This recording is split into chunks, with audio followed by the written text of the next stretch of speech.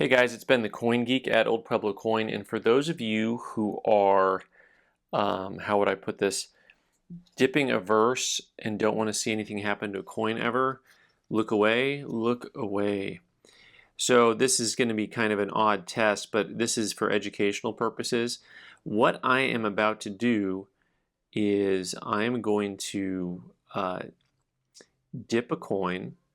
For those of you who don't know, dipping is a process where there's a special chemical that's used. Sometimes it's just considered to be like a type of jewelry cleaner. Sometimes it's called jewel luster.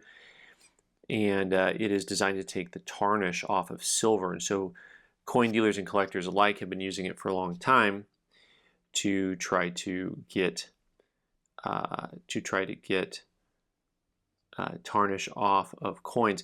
So back, especially in the 90s, blast white coins were all the rage.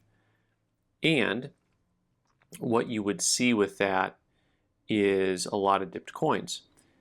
And now today, toned coins are very favorable.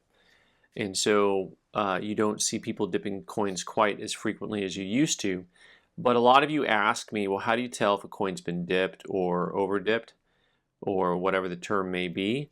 And so I'm actually going to take this coin and give it a quick dip on just half of the coin, okay?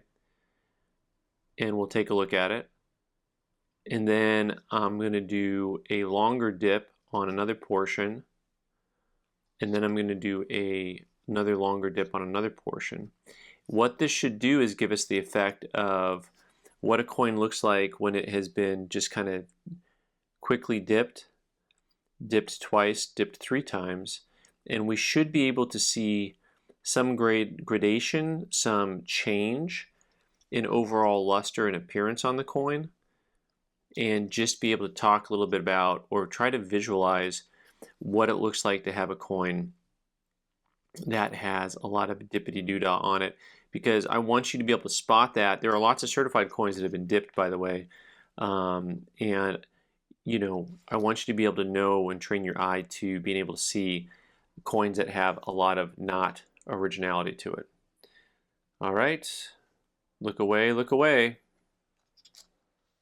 All right, so here is how the coin turned out after one dip, just at this angle, coming along the side here, right?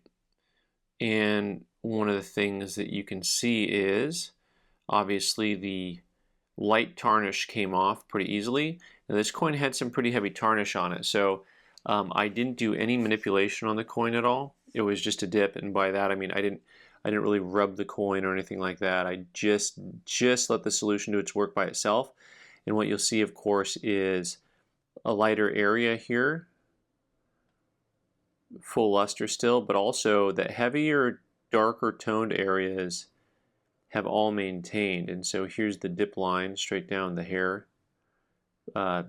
just basically cutting off the hair, so the cap on that side. And on the reverse of the coin, I think it turned out a lot more, how would I put this, obvious. It looks like the tone on the front of the coin was a lot heavier than the tone on the back of the coin. So this is another thing for y'all to pay attention to, just so you get a feel for just, you know, when people talk about how thick a tone is on a coin and how the coin will turn out if you send it in for restoration. I don't know the chemical processes that they use at NGC or PCGS, but I'm assuming that they're not too different. You know, who really knows? What's intriguing about this actually is that some of the toning over here on the edges of the coin, on the back, are still pretty nice. I mean, that actually still has some nice tone to it. And so we will take a look and see in a minute here what it looks like when we get a second dipper going on the coin. Okay guys, now we're going to work on remembering where our dip line was, because you can see it was like this the first time, and so you can see this time it's dipped right here. Now there's a couple things to notice, and I'll explain what happened here. So of course that means that anywhere between where this line crosses and this line crosses, you had a double dipped area here. But also I want you to notice the difference here and here. And you'll see how much brighter this section is compared to this section. This time, like I said, the top half, that was a straight dip. This time here, that was a dip with some manipulation. So in other words, when the coin was in the solution or out of the solution, there was a very gentle rub applied, and of course that facilitated the removal of more layers of toning and tarnish. So you already have a very natural difference in color. So here's that line on the first dip,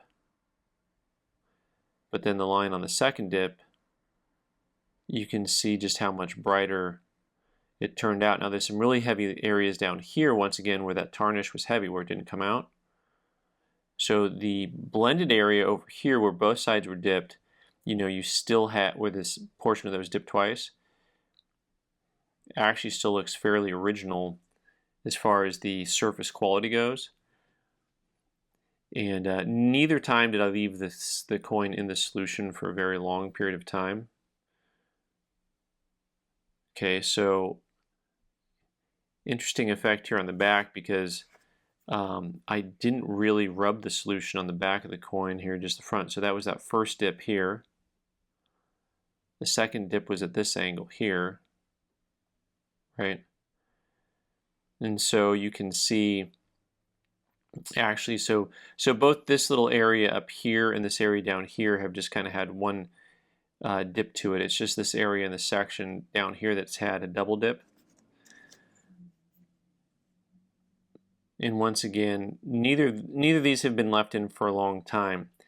This last dip that I'll end up doing, I'll leave the coin in a little bit longer and see if we can really ascertain any luster loss, any loss of life of the coin, so to speak. But you can see just the difference between when there's manipulation on the coin and when there's not, because this area up here, this area wasn't really manipulated, or this area, but this area was also not manipulated, but it had been dipped twice, so it's a lot brighter. So you have that original line here, second line there, and on this side of the coin, I think with the way this coin is toned and how it's turning out overall, I think we may not get a very strong sense for what an overly dipped coin looks like. Not exactly, unless, because how heavy the toning is helps determine how the coin looks when it comes out. So we're going to try one more dip and see what happens here. All right, let's see if we can see where there's any overlapping or not overlapping on this coin from the dips and the not dips. So you're going to actually have a line here by here, so that leaves you this quadrant over here in the corner. Once again, I like corners on my round coins. That has had the most dipping action going on down there. And then of course this section down here by the hair that's been dipped a couple of times. This last time I left it in the solution for about 20 seconds or so. Now I'm just holding it, obviously, but you can see how hard that line is coming all the way across, and you can actually of course see the line continue through the M over here. And just take a look and see. Now at this point, it's still kind of hard to tell, other than the fact that you have really bright surfaces with these really dark split recesses, that the coin has necessarily been dipped. It doesn't have, and what I mean by that is, what I'm looking for is a real heavy loss of luster.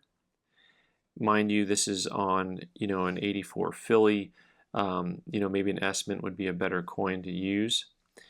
On the back of the coin here, the reverse of the coin, that last dip area is down here, actually, which would be the top half of the coin. And so where you run into your double dip, triple dip area is actually going to be over here in this corner. And once again, on the back of the coin, I never touched the coin at all with a cloth or fingers to try to make the solution get in deeper in the crevices. So this is more of just a solution dip without any manual manipulation.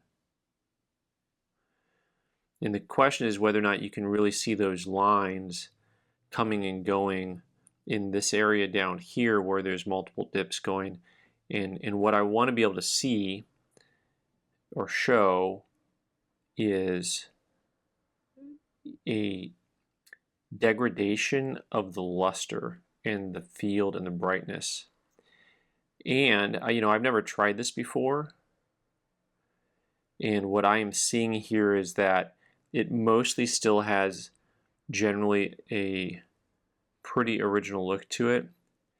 You can see on here, what I'm looking at here once again is where you have the 3 dip lines and how they meet.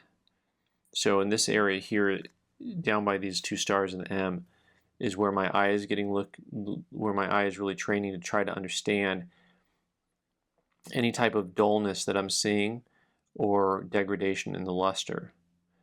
And it's minimal here, but to me it's still there. Like when you see the line, that line that cuts right by the edge of the M, you can see the color shift between the M and the area to the right of the M. Now some of that is of course from that toning coming off, but also just the smallest amount of a disappearance in luster. So this experiment has not been as bold as maybe I thought it would. I think generally when you see a coin that is really washed out looking, it's been dipped heavily and multiple times, you'll start to see this an area like up in here that is just not as bright versus the area over here where it has still a little bit more of originality to it. So we experiment, and we experiment to educate, and we try to see what we can do as far as me and my bad science experiments here and my bad handwriting, right? Those are straight lines. Those are straight lines. To try to understand the difference between multiple dips and what a coin looks like originally. And so this line, I got the first and the third on the back for some reason on the, I'm gonna have to, this line here. Where's that last line at? Oh, it is right here. All right, I'm not going to draw that one. I'll get it later.